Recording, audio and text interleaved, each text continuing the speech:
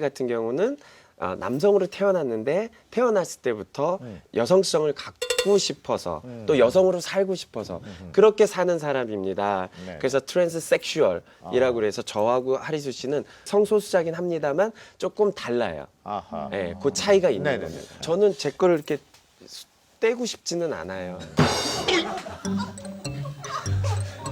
잠깐만요. 내가 이런 것 때문에 섭외를 반대했던 거야. 이런 얘기 할까봐.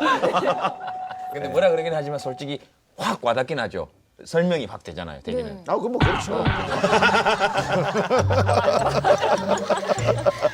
근데 그 저희 같은 사람들이 궁금해하는 것은 그러니까 그게 후천적 학습이 아니라 태어날 때부터 자기의 의지와 관계없이 그렇게 되고 싶은 것이죠. 그렇죠. 그게 이제 학자들이 이제 그 연구를 한 거를 토대로 들어보면 선천적인 요소와 후천적인 요소들이 있는데 이제 선천적으로 갖고 태어나는 인자들이 굉장히 크고 네네. 그 인자를 갖고 살다가 어느 순간에 어떤 계기를 통해서 후천적으로 그게 발현이 되는 그 시점이 있다고 합니다. 그래서 그런 것들이 이제 어린 시절에 있을 수도 있고 뭐 군대 갔다 와서도 있을 수도 있고 아니면 제가 이렇게 상담을 좀 했었는데 네네.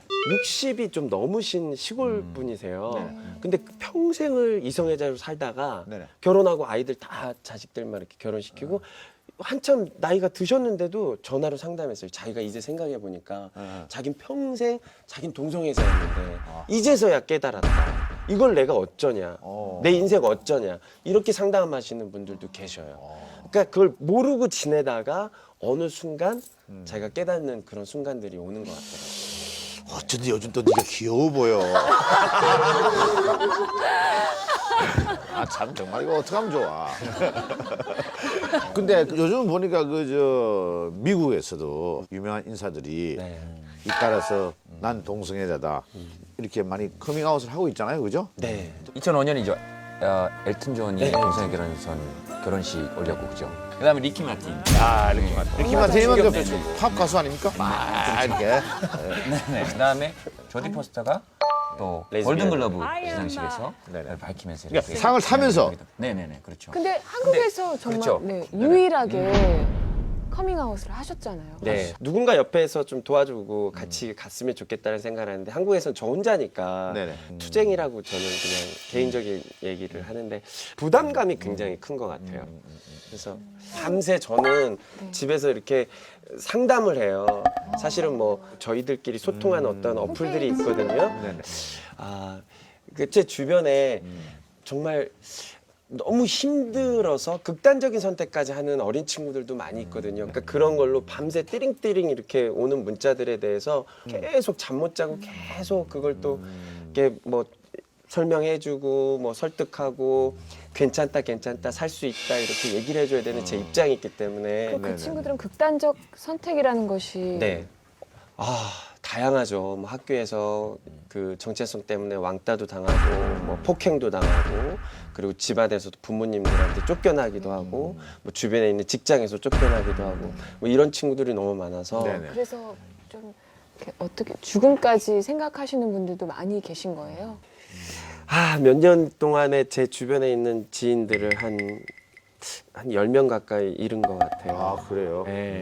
아직까지도 그러니까 그들에게는 절체절명의 어떤 문제인데 뭐 제가 방송에서 보여지는 이미지가 워낙 좀 가볍고 뭐 이러니까 그들의 정말 진지한 삶에 대한 얘기 고민을 네네. 아무도 얘기를 안 해서 사실 제가 이제 방송에서 좀 재밌게 하는 부분들은 네네. 그 거리감이 있지 않습니까? 네네. 이 거리감을 조금 가까이 저희들 네네. 별다른 사람 아니다. 저희들도 희노애락이 다 있다라는 거를 좀 그 거리를 간극을 좀 가까이 하고 싶으니까 제가 좀 모자른 사람 또 웃긴 사람 이렇게 접근하는 것이 낫겠다라고 생각을 해서 아하. 그렇게 뭐 비춰지는 게 많죠.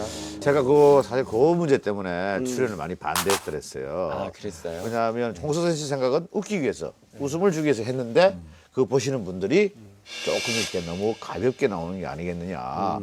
그래서 혹시 힐링 캠프하고 안 어울리는 거 아니냐. 그래서 그런 문제에 있어서 제가 좀 많이 반대를 했던 편입니다만은 지금 얘기를 쭉 들어보니까 굉장히 그 진지한 그런 얘기를 해주시니까 공감되는 불이 이제 조금 슬슬 이제 모락모락 피어오르기 시작하네요.